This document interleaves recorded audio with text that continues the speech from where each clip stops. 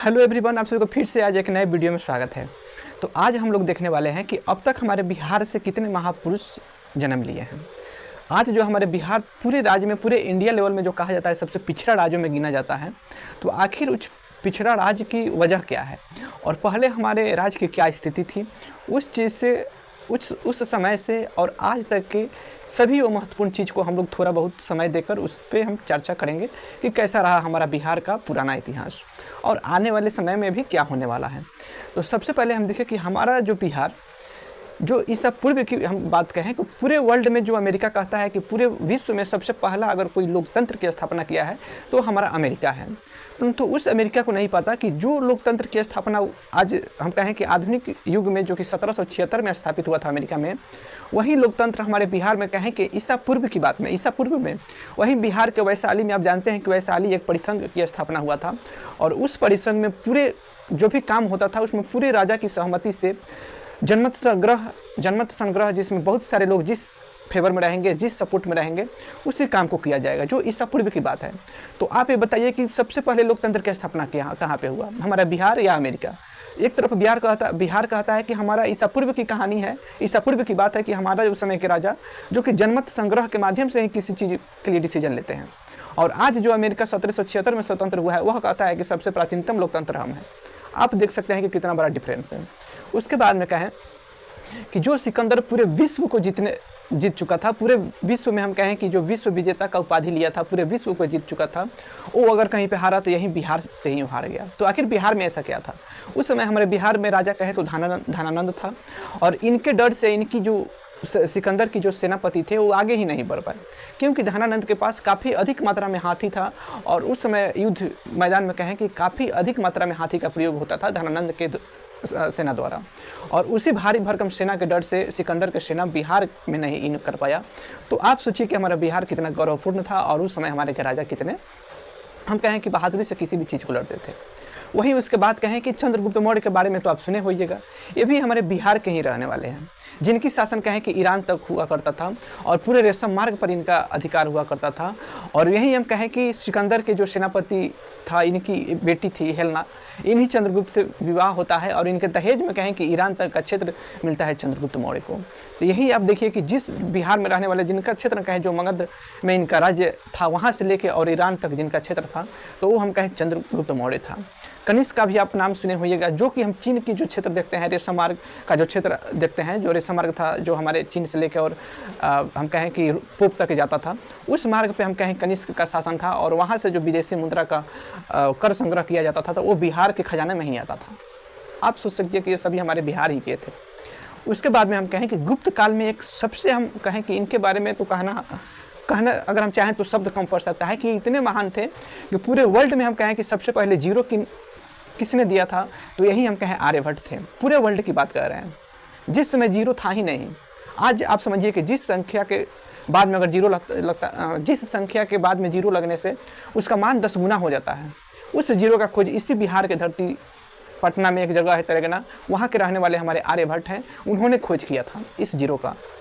उसके बाद में कहें कि यही आर्यभट्ट है जिन्होंने सबसे पहले कहा कि हमारा पूरा जो ब्रह्मांड है वो पृथ्वी केंद्रित नहीं है, सूर्य केंद्रित है, यानी सेंटर में हमारा सूर्य है और जितने ग्रह उपग्रह है वो चारों तरफ सूर्य के चक्कर लगाने का काम करते हैं। उस समय में गुप्त काल में, जिस समय किसी भी तरह का टेक्नोलॉजी नहीं था, किसी भी तरह के हम कहें ज़्यादा शिक्षा व्यवस्था सही से नहीं था। उसके बाद हम आधुनिक युग की हम बात कर रहे हैं, जिनका जन्म हम कहें 1400-1500 फेज में हुआ था, निकोलस कोपरनिकस, जिन्होंने 1400 ईस्वी की हम बात करें, उस समय उन्होंने कहा था कि हमारा पृथ्वी अगर सूर्य केंद्रित है, पृथ्वी केंद्रित नहीं है, तो पोप लोग उनको फांसी लटका दिया था। और सोचिए हमारा गुप्त काल में जो आर्यभट्ट है उस समय इन चीज़ों का व्याख्या कर चुके थे कि हमारा जो ब्रह्मांड है वो पृथ्वी केंद्रित नहीं है, सूर्य केंद्रित है। क्योंकि उस समय के लोग क्या सोचते थे कि हम क्या समझते थे कि हमारा पृथ्वी स्थिर है, सूर्य ही चारों ओर चक्कर लगाता है। क्योंकि हम पृथ्वी से देखते हैं तो हमें ये चीज़ दिखाई भी देता है कि भाई सूर्य की गति ही हमें चेंज दिखाई देता है, बाकी हमारा पृथ्वी स्थिर दिखाई देता है। तो उस समय के लोग भी यही मानते थे, मगर वास्तविकता जब इस चीज़ को गहरा अध्ययन किया गया तब लोगों को समझ में आया कि नहीं, हमारा जो ब्रह्मांड है वो सूर्य केंद्रित है, सूर्य एक तरह स्थिर है, बाकी जो हमारा पृथ्वी है या अन्य जो ग्रह है इन सूर्य के चारों ओर चक्कर लगाने का काम करते हैं। तो आप सोच सकिए कि यही आर्यभट्ट बिहार के ही रहने वाले थे, जो एक खगोलविद थे, एक गणितज्ञ थे। पाई का मान किन्होंने दिया, यही आर्यभट्ट ने दिया। और ये आर्यभट्ट कहाँ के रहने वाले थे, तो यही बिहार के रहने वाले थे। सोचिए कितनी बड़ी उपलब्धि है हमारे लिए। उसके बाद में हम कहें आधुनिक युग में अब हम चले तो वहाँ पे क्या है कि जो गांधी लगभग 1869 में इनका जन्म है, तब से लेके और 1915 तक जो दक्षिण अफ्रीका में रहे, कभी लंदन में पढ़ाई करने के लिए रहे, उन समय तक इनका कोई चर्चा, कोई इनके बारे में ज़्यादातर लोग नहीं जानते थे। और यही बिहार की धरती हम कहें चंपारण में इनकी इतनी बड़ी एक आंदोलन, जन आंदोलन हो गया, जिनसे इनकी एक नया छवि मिला, एक नया इनका रूपरेखा मिला और यहाँ से एक पूरे भारत के हीरो बन गए। तो पूरे अगर हम भारत के हम बात कहें तो पूरे भारत में अगर कहीं से जाने गए, कहीं से पहचाने गए तो यही चंपारण की धरती से ही महात्मा गांधी को पहचाना गया। इसे तो रहने वाले थे गुजरात के, परंतु जब इनको बुलाया गया चंपारण में कुछ नीलहे किसानों को शोषण हो रहा था, तो उस समय इनको बुलाया गया चंपारण और उनकी समस्या जब गांधी जी देखे और उनकी समस्या का जैसे समाधान हुआ, उस समय से पूरे भारत के हीरो हम कहें तो महात्मा गांधी बन गए। तो सोचिए कितनी बड़ी, जो युवावस्था में जहाँ तहाँ भटके, उस समय उनकी कोई ज़्यादा उपलब्धि नहीं मिला था और 1915 में जो अपने जीवन के हम कहें आखिरी समय में थे, उस समय हम कहें को पूरे भारत के हीरो बन गए। तो कहीं का देन है तो हमारे चंपारण बिहार में जहाँ है, यही का देन है। उसके बाद में कहें कि हमारे बिहार के ही वो राजकुमार शुक्ल थे, जो पढ़े लिखे तो नहीं थे मगर जीत के इतने पक्के थे कि यही गांधी जी को बुलाने के लिए 5 बार गए, कांग्रेस अधिवेशन में गए, गुजरात उनकी आश्रम था वहाँ गए और अंततः बिहार बुलाए और अपनी समस्या को समाधान किए। तो ये राजकुमार शुक्ल की भी धरती है। वहीं बतख मियाँ की बात करें, जो बतख मियाँ अपनी ईमानदारी का परिचय देते हुए जिन्होंने गांधी जी का जान भी बचाया था, तो यही हमारा कहें बिहार और पूर्वी चंपारण की जो जगह है, तो ये उनकी ईमानदारी की धरती है, बतख मियाँ की ईमानदारी की धरती कहें तो यही हमारा बिहार है। उसके बाद में जेपी का आंदोलन, जो यही बिहार के रहने वाले थे, जो जयप्रकाश नारायण जिनको लोक नायक के नाम से जाना जाता था, तो ये कहाँ के रहने वाले थे, यही बिहार के ही रहने वाले थे। उसके बाद में हम कहें कि सबसे अधिक दिनों तक और प्रथम हम कहें राष्ट्रपति कहें तो यही हमारे बिहार के ही रहने वाले थे, जो राजेंद्र प्रसाद जो प्रथम राष्ट्रपति थे। और अब तक सबसे लंबे समय तक अगर कोई राष्ट्रपति रहा है तो यही हमारे अगर सबसे लंबे समय तक अगर कोई राष्ट्रपति रहा है तो यही हमारे राजेंद्र प्रसाद ही थे।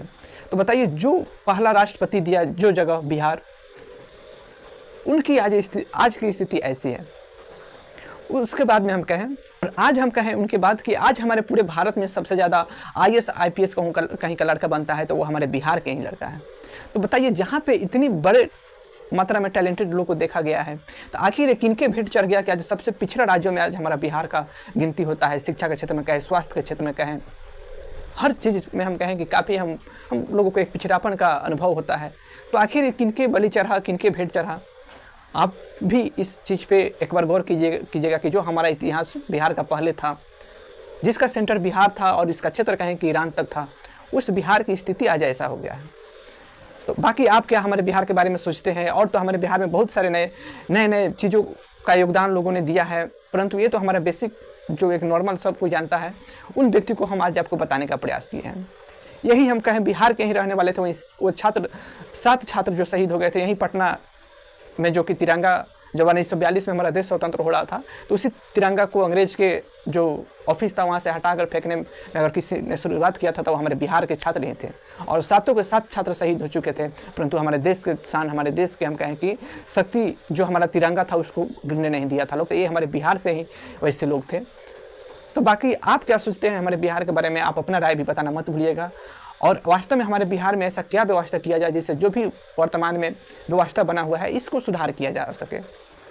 और क्या क्या इसमें सुधार करने की ज़रूरत है, आपके क्षेत्र में कौन चीज़ की समस्या है, ये सब चीज़ भी आप बताने का प्रयास कीजिएगा, जिससे आज के समय में आधुनिक युग है तो हम अपने बात को दूसरे तक आसानी से पहुंचा सकते हैं। आप भी अपने बात को पहुंचा सकते हैं। तो आप कोशिश कीजिए कि अगर अपने राज्य या अपने देश में अगर कुछ क्षेत्र में अगर आप वृद्धि या विकास कराना चाहते हैं तो आप भी उसमें सहयोग करें और बेहतर से बेहतर एक अच्छा समाज, एक अच्छा कल्याणकारी समाज की स्थापना हो और सभी जन की कल्याण हो। और बाकी हम फिर मिलते हैं कोई नेक्स्ट वीडियो में कोई ऐसा टॉपिक लेके। अपने के लिए जय हिंद, जय भारत।